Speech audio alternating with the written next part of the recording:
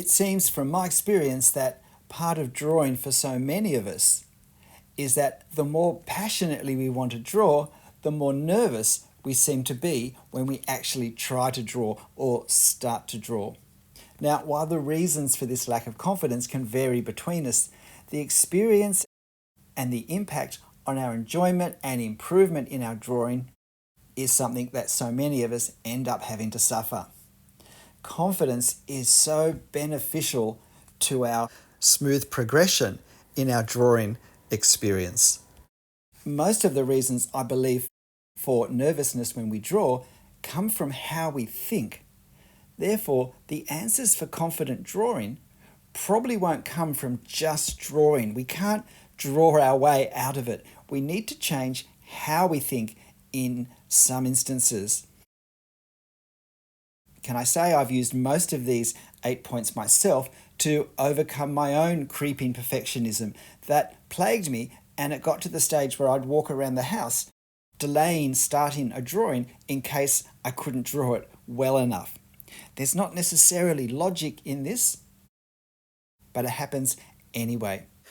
Now, there are two broad areas that underpin these 8 points. The first one is to change what we hear in our head. We will certainly have unspoken thoughts that challenge or belittle or scare or demotivate me regarding this drawing or even starting to draw. So we need to change what we hear in our minds. And I think we do this by speaking helpful, encouraging, positive things to ourselves. We replace the unhelpful narrative that we've had spoken to us or we've created ourselves, and we replace it with the nice things that we would say to someone else if we were trying to encourage them in their drawing. But secondly, we might need to change some of the habits that we've picked up with our actual drawing process, because some of those habits have probably been molded, been formed, been dictated by whatever level of fear, nervousness, lack of confidence we've had. So some of our habits will need to be replaced with a drawing process that flows from confidence and flows from our ability to learn and confidence in our ability to learn. So let's look at the first point, and that's try and identify the thoughts that are robbing us of confidence. Specifically, now this may be too painful, or we may simply have no idea. But if I know what I'm up against more exactly, then it helps me address it more exactly. Often, once we put a fear into words, it can sound ridiculous and lose a lot of its strength. So it might go like this. What am I fearful of? What am I afraid will happen? Is it making a mistake? Is that my fear, that I will make a mistake? Well, then I say that out loud. Am I afraid of making a mistake? Because when I say it out loud, well, that's crazy. Do I think I'm going to learn to draw without making any mistakes? What other skill would I learn without mistakes, being a continuous part of the learning process? The piano, speaking French, maths. Can I imagine learning any of those without making any mistakes? So why is it so different with drawing? When I speak what I'm afraid of out loud, I can address it exactly. My third point is I think drawing becomes its own particular agony because we actually think, in an unspoken way, we think of it as being different to the other skills we might learn. And this possibly is how this illogical mindset with drawing comes in. And I think at the heart of it is we make the mistake of thinking that we're producing artworks instead of drawing exercises, instead of doing drawing exercises as part of a learning experience. And that we learn from our mistakes. We expect them because that's part of the learning experience and that's part of learning exercises. But when it comes to drawing, because we think the product that we're producing is an artwork, then we can't have any lines that aren't right because they will spoil the artwork. They will make what I produce a waste of time. And so we now have this incredible pressure where every mark has to be perfect, because if I don't get it perfect, it will spoil the artwork. Imagine learning French where every syllable has to be correct as soon as we say it. We'd never become very fluent, because we'd be stopping and starting and pausing to think and to procrastinate, or to agonize, or to mourn over a mistake. We'd never learn the rhythm, the flow of speaking the French language. Drawing is no different. And this brings us to the fourth point, and that's that mistakes are a part of the learning experience. So we have to start to accept that. And once I can accept that I'm going to make mistakes, then we should stop fearing them nearly as much. I'm not saying mistakes should be enjoyable. We don't want to make any. But we know we will, and it's not any sort of condemnation on us when we do. The only problem with mistakes is if we fear them and condemn ourselves from them instead of doing what we should do, which is to learn from them. Because mistakes show us where we have to pay more attention. Mistakes are actually our guides in our drawing improvement. They don't stand there to condemn us. They stand there, look us in the face to say, this is what you need to put more attention to. It's not the mistake that's the problem, but it's not using it to identify the issues and then using that identification to overcome them in future drawings. In fact, the more mistakes we can find, the faster we can move past them, the faster we can improve our overall drawing. This is why I'm continually saying we must critique every drawing so we don't just find the mistakes, but we actually get from them the maximum benefit we possibly can. And as well as avoiding mistakes, we learn how to push through them.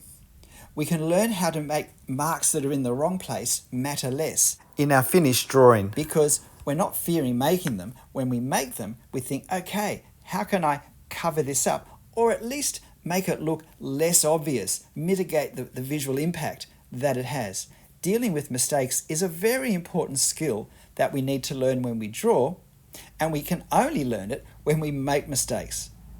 So we don't need to fear things that we learn, rather we need to learn how to learn them. My fifth point, some of you might be horrified by, but I think it does wonders for our confidence if we can bite the bullet and stop using rulers and erasers. Now, of course, there's nothing wrong with a drawing process that uses them. But if we're trying to increase our confidence, they can be very unhelpful.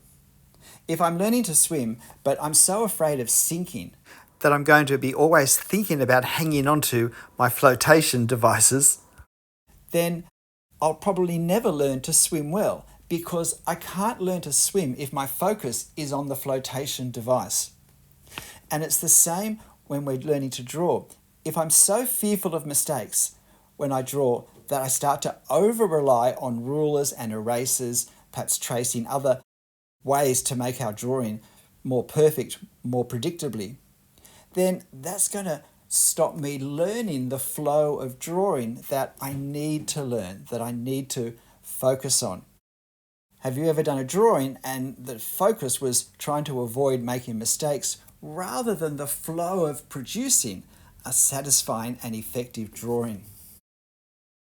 I found personally with erasers that often I was using them so much, it was like I was continually throwing my drawing process into reverse gear and going backwards. I'd go backwards, forwards a little bit, backwards, forward a little bit, backwards, forwards a little bit, backwards. Sometimes I felt I was erasing more than I was drawing, and the more I erased, the fussier I became with how the line had to look, and so I was erasing more and more. It was just never good enough. This fuels our drawing anxiety. So I switched from drawing with a pencil to drawing with a pen, partly to help me overcome this creeping perfectionism that really was spoiling my drawing experience and my ability to progress in my drawing style and technique. It forced me to accept and deal with mistakes because, well, the ink couldn't be erased. I had to accept everything and move on. And it worked really well to increase my confidence in drawing and to overcome my fear of mistakes. The sixth way we can make drawing easier is to draw easier subjects, ones that we have a good chance of drawing well. Imagine you're trying to learn high jump, where the bar is always set higher than we have a chance of clearing. So many people try to learn drawing doing this exact thing, and of course end up getting discouraged because this sets me up to only ever experience failure. It isn't that they won't be able to reach that height, but simply not yet. Need to lower the bar so there's a chance of success. So when do we raise the bar? When we clear it often enough that we realise it's not a fluke. It's the same with our drawing. Success breeds confidence. So I need to choose drawings to do where I have a chance of doing them well. And that can take some patience. Enthusiasm is great to have, but not if it causes us to run so fast we trip over. Seventh point is that it's not that we're not trying hard enough, but perhaps we need outside input. Our lack of confidence could actually come from the fact that we don't know things that we need to know to draw what we're drawing confidently, to draw it well. And we can feel that without knowing why. If I have problems drawing anatomy, I don't need to try harder. I need to research anatomy for drawing.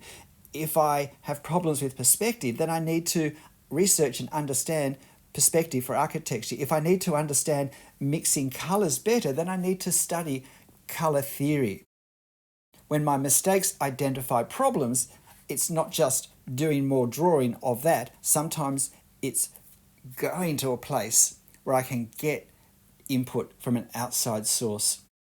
But if we're used to telling ourselves that we just don't have enough talent, then it's going to stop us realising that it's not always about what I can do now. Sometimes it's about what I need to learn, because what I need to use is simply not in me at present. And finally, lack of confidence in our drawing can end up producing all sorts of unhelpful habits in our drawing process. So if we're feeding a new way of thinking about drawing into our minds, it can be helpful to set up a new process of actually drawing to make starting as easy as possible.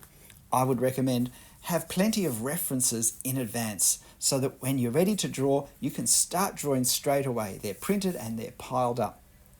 Have designated drawing materials always filled and ready. Have a designated spot to draw with adequate lighting permanently set up if possible. Schedule time that's not going to get bumped for other activities. And finally, have a determination to start as planned to draw, and to draw for at least 15 minutes, because again, in my experience, starting is much harder than continuing. And once we've started, a lot of the hard work can be done. These are ways I work to overcome my nervousness as I learned and practiced and developed my approach to drawing, my drawing techniques, processes. And I found that each of these things work to give me more confidence, and all of them work together to put me in a far healthier place in my mind and just a more workable place in my process as well. One of the great things about confidence is that it grows. A success boosts our confidence. That confidence then can lead us on to more success, which boosts our confidence, and so on. Not every spiral has to be downwards. Our drawing can become an upward spiral for us, and that's the way it should be. So I hope this is helpful in encouraging anyone who needs encouragement to push on in ways that perhaps in a different way will lead them on in their confidence. G'day, I'm Stephen Travers. As I said, these things certainly helped me in my drawing process. And I'd love to hear in the comments if you prefer to watch me draw while I do these voiceovers that don't directly relate to the drawing, or whether it's less distracting if I speak directly to the camera. But whatever you prefer, and please tell me in the comments, whatever you prefer, however you draw, and whatever confidence you do or don't have right now, do your best to have fun. I'll see you next time. Bye.